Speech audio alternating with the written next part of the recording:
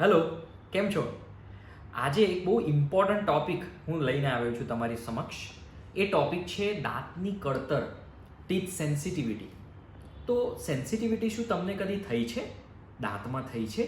કંઈ ઠંડુ પીતા, આઈસ્ક્રીમ ખાતા કે કોઈ બ્રશ કરતી વખતે અથવા તો કંઈક ખાટું ખાઈ લીધું કે ગળ્યું ખાધું ને એમ થયું કે આ બાજુ નથી લઈ જવું. શું તમને એવું કદી થયું છે?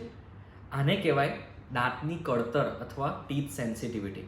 હવે સેન્સિટિવિટી થવાના કારણો અનેક છે.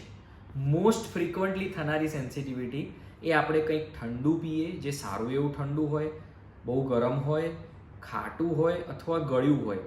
આ બધી વસ્તુ ફૂડ રીતે કે પીણું, ડ્રિંક્સ રીતે, કોઈ પણ રીતે, અને જો તમને કળતર થઈ તો એને ટીથ સેન્સિટિવિટી કહેવાય. હવે જનરલી કળતર એક બે દાંતમાં કે એક બે એરિયામાં થશે. એવું નહીં થાય કે આખા 32માં કળતર થવા માંડી. બહુ જ ઓછા જણને એવું થઈ શકે કે આખી 32માં ઝંઝનાહટ થાય. તો તમને એટલીસ્ટ ખબર પડી જાય કે કોઈ આ એક જગ્યાએ કળતર થઈ. હવે એ કળતર થવા પાછળના કારણો આપણે જેમ વાત થઈ કે ઠંડુ ગરમ ને બધું પીણું ને ખાવાનું હોય. પણ ઓકે, હવે એ જાણીએ કે એવું તો શું મોઢામાં કે દાંતમાં તમને થયું હોઈ શકે જેના લીધે કળતર થાય છે. તો નંબર 1 પોઈન્ટ કે જો તમારી કોઈ હેબિટ હોય, બીટલનટ હેબિટ, નાઇટ ગ્રાઇન્ડિંગ એક્ટિવિટી, અથવા જેને બહુ જ મુખવાસ ધાણમદાર કે એવું કંઈક ખાવાની કે એવું હાર્ડ વસ્તુ ઘસવાની, ખાવાની, આગળના દાંતથી બાઇટ કરવાની, તોડવાની, એવી કોઈ પણ ટેવ હોય જેના લીધે દાંત ઘસાઈ ગયા હોય, એનું ઉપરનું નેચરલ પ્રોટેક્ટિવ પડ જે ઇનેમલ કહેવાય છે એ નીકળી ગયું હોય, તો એના લીધે અંદરનું સેન્સિટિવ લેયર એક્સપોઝ થયું હોય, તેના લીધે કળતર થતી હોય છે. હવે એ થોડુંક એક્સપોઝ થયું હોય તો મોસ્ટલી કળતર થોડી હશે, વધારે એક્સપોઝ થયું હશે તો કળતર વધારે હોઈ શકે.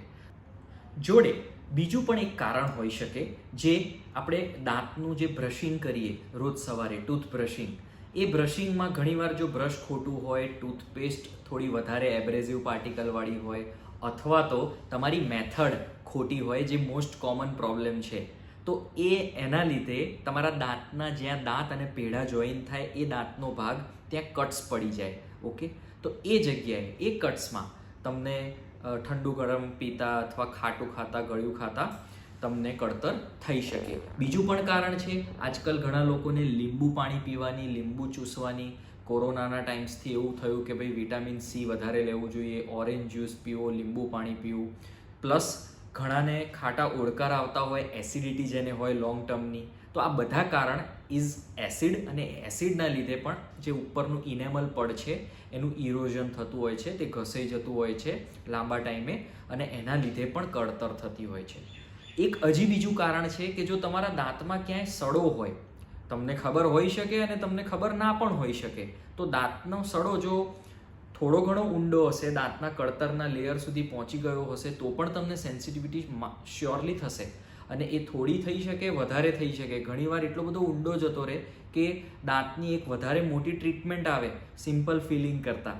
અને એક છેલ્લું રીઝન, કારણ એ હોઈ શકે કે તમે હમણાં અથવા બહુ વર્ષો પહેલાં કોઈ ફિલિંગ્સ કરાયા હોય, કોઈ દાંતની ટ્રીટમેન્ટ કરાવી હોય, જાણે કે કોઈ કેપ કરાવી હોય જેમાં દાંત ઘસીને કેપ કર્યું હોય, અથવા કોઈ એવા ફિલિંગ્સ કરાયા હોય કે જે ફિલિંગ કદાચ ઘસાઈ ગયું હોય, નીકળી ગયું હોય, અથવા એ ફિલિંગને રિપ્લેસ કરવાની જરૂર હવે થઈ હોય, પણ આપણે ચલાયા કરીએ છીએ, અથવા આપણને ખ્યાલ નથી, પણ આપણે ડેન્ટિસ્ટ પાસે રેગ્યુલર ચેકઅપ્સમાં જતા નથી, તો એ પણ કારણ હોઈ શકે કે તમને હવે જઈને એમાં કળતર શરૂ થઈ છે.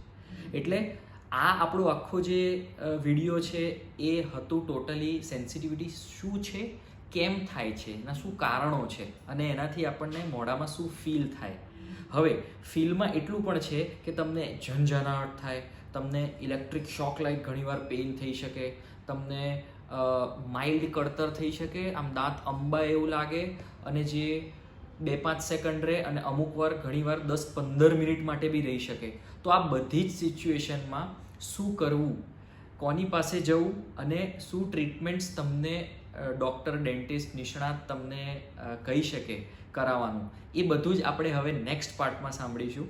તો ભૂલતા નહીં અમને લાઇક એન્ડ સબસ્ક્રાઈબ કરવાનું અને અમને વિઝિટ કરવાનું.